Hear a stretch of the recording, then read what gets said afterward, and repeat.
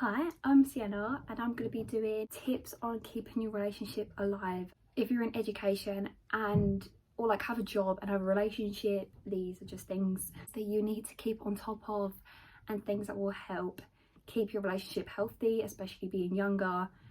Everyone kind of just goes into it in the unknown and doesn't really know what they're doing. I've learned some things. This is my first long-term relationship, my first really proper relationship at all, so I can't really speak on having like past toxic relationships.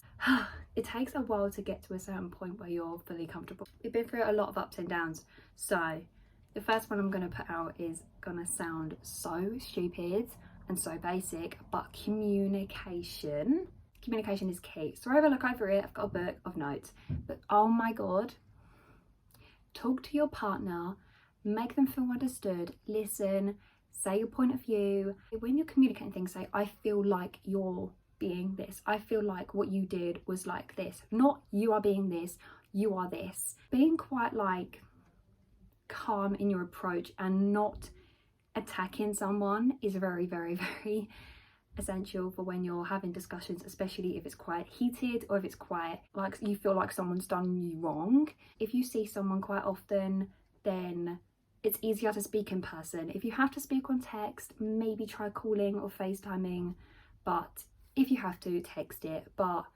ultimately the best way of communicating will be in person. Where on text things could be taken out of context massively. Next thing is see each other as much as possible, which I've already said, because you need to learn someone's good and bad sides. You think you've known someone, like you think you know them so well, you won't know anything until you live with them.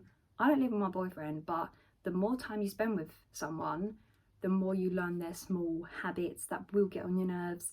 So if you can, spend as much time together. Don't worry about people saying you spend too much time together, because when you have a boyfriend, girlfriend, whatever, there's never too much time with them, ever. Never. It doesn't exist. Gifts of appreciation. This can be like a note, this can be like a little letter you send to them, a text, giving them photos of you and them. Like, do little things that show you appreciate them and know them as a person, like buy their favourite food, buy a top that you'll know they'll like, sort of thing. Like, don't count the amount of times I say like, because I know I say it too many times. Just show that you appreciate them, because it really does when you spend the money on them and make them feel like you know what they like. Pay attention to them. It's okay to feel stuck in progression or feel like bored. There's this thing where when you get to a certain point in a relationship, you start to feel bored and feel like things aren't progressing, but that's a good thing. Once you get to a point, it's like you're comfortable, you're in your comfort zone, you're settled. There's nothing at that point that you need to progress. But the thing to help this is maybe going out, doing new things, if you can, like having sleepovers and just getting extra comfortable, because feeling bored or stuck is not a bad thing always. And I say bored because you're not actually bored of them, you just need things to reignite the relationship. You can't get stuck in a relationship and just give up on making them feel good just because you've got through your honeymoon stage. After you've got through your honeymoon stage, you've still got to persevere. Still takes a lot of work. Be clear with what you want for your future, and this counts everything: kids, marriage, work, where you want to live. Mostly big things, to be fair, because if you're not clear about what you want in your future, how are they going to know? And you don't want to get to a point where you're with someone 3 years, everything's going great, and then you find out they don't want kids, and you do, like massively, and you wouldn't be with someone that didn't. You don't want to be stuck with someone who doesn't want the same things as you in life. Okay, you can have different career paths.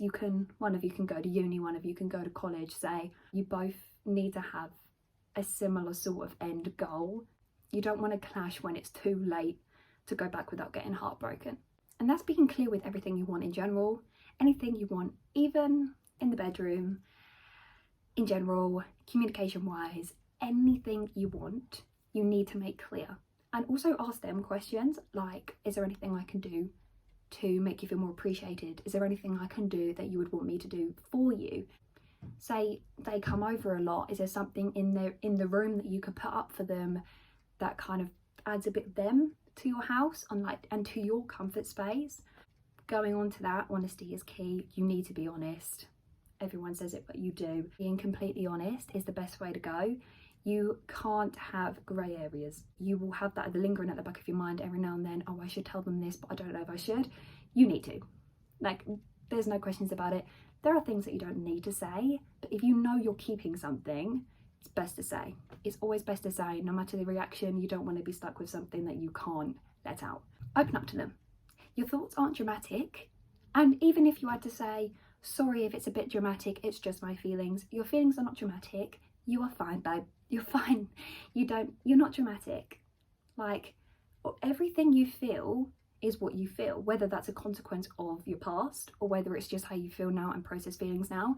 There is nothing that you shouldn't say because you feel embarrassed to say it or too dramatic. I go, sorry if this is dramatic, sorry I'm being over the top, and he'll always go, you're not being over the top, you're not being dramatic, it's your feelings. And I'm like, yeah, it's my feelings, but I feel like I have to say that for someone not to feel like she's dramatic, even though he wouldn't feel like that because he's an angel. But they can be your number one priority, but you still need to focus on other things. And this is what I was going back to, like spending as much time as you can. But if you have a group of friends outside your life, family events, activities, hobbies, a job. My boyfriend goes to the gym, I let him go to the gym. Sometimes it's convenient because I live near his gym, so he can see me go gym or vice versa. I'm not a gym girl. I could be one day, but not now. But yeah, have your own life and still have your own identity, because you don't want to be relying on them every single day. Like, when am I going to see you? When am I going to see you? Find your own interest. That's why I'm doing this. This is an interest for me. This is why I'm doing it. It's something I could do in my free time because I don't go to gym. I don't have any hobbies where I have to go out. I'm still at school, I'm doing A-levels, so this is something that I can do to occupy my time, and you still need that something to have your time alone. If you don't have your time alone, you're going to go insane, and I'm one of them people that needs to be independent. Sometimes I have to have my own company, I have to have my own space. It's a coping mechanism, and it's something I've done my whole life, and I can't just be stuck with someone. I will be stuck with him eventually, but I'm still going to need my own space. Don't let them overtake everything else. Don't give up your hobbies, give up your friends for them, unless your friends have obviously not been great friends since you've got with your boyfriend, which does happen. People get jealous. Keep in top of maintenance, like relationship maintenance is really, really key. It also ties in with bored or stuck, going out, doing new things, maintenance. Keep in top of telling them things that they want to hear, but they may not vocalize that they want to hear it. Saying that you're there for them, saying that you want to be with them forever, saying that you're glad you met them, you're lucky to have them. Even just little compliments on how they look is really, really important, like, because it will lift their mood. Even if they don't even ask for you to do it, even better, because they're not asking you. When you ask someone to do something and then they do it, it ruins it. So do things without them asking. Buy their favourite food without them asking. Maintenance, keeping on top of things and not giving up and becoming lazy in showing things just because you're like, oh, I've got to the safe part, we're happy together and we're in a long-term relationship. You can't give up on the things that you used to do before, because ultimately it will really help your relationship, like, carry on being really good and help you get through them down parts, because no matter how long you've been with someone, there's ups and downs. Learn to accept. You won't think this, but there's a lot of things you have to accept about a person and not try to change them too much. You can say things that they do that you are not keen on and they will change them, but you can't expect their personality to change, their hobbies to change, their friends to be different, their families to change around you. You need to accept a lot of things when you get into a relationship, because they are not you. They're a different person, they think differently. My boyfriend is quite literally opposite to me in a lot of ways, but I have to accept things, and I've had to accept a lot of things and move on from them. It's really hard. It's harder than you think it is, but over time, I'd say time is the biggest one for this. Time will let you heal from your past, especially if it is your past letting you down and not being able to accept things, and just move on and work for the relationship if you really want it. Don't bottle things up, especially if it's about them. If you're bottling things up that is literally about them, it's going to always linger in the back of your mind, always going to linger. You have to be honest. You cannot linger things in the back of your mind if it keeps coming back. If it's something really tiny and you think, I'm just in a bad mood, you can let them go. But if it's something you can't let go or you can't process it, mention it.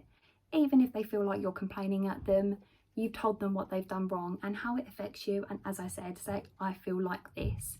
I feel like you have been like this. Don't fully attack them. If you use that phrasing, them words, it will come across a lot more like, I just feel like this, I'm sorry I feel like this, but it's just how I feel. When you shouldn't really be sorry for how you feel, but you know what I mean, it's more approachable and it's more like calm. It's a calm approach. Keep a sense of humour. When you're having an argument, this doesn't work for everyone, by the way, because I'm someone that deals with things through humour. When you're going through stressful periods, when you're going through your downs, arguments, tense moments, awkward moments, whatever you want to call it, moments where you're sat there thinking, what can we do to make this relationship feel like it's still moving? Humour. Joke about it. Make jokes. Have inside jokes. Have personal jokes. Even when you're doing things, joke. Joking makes everything better and it makes it a little bit more lighthearted. When you're arguing, you can just like laugh and say something, and it just makes it a little bit more lighthearted and a little bit like a reminder that you are okay and your relationship is still okay. We can have a little bit of light when we're in moments like this. They're just general tips and advice to keep your relationship going.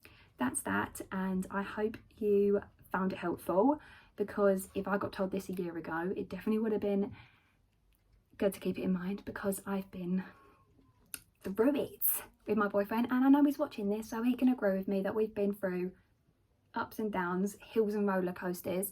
And without it though, we both know if we didn't go through all the bad times, we wouldn't be where we are now and we wouldn't be as healthy as we are now. We do not argue.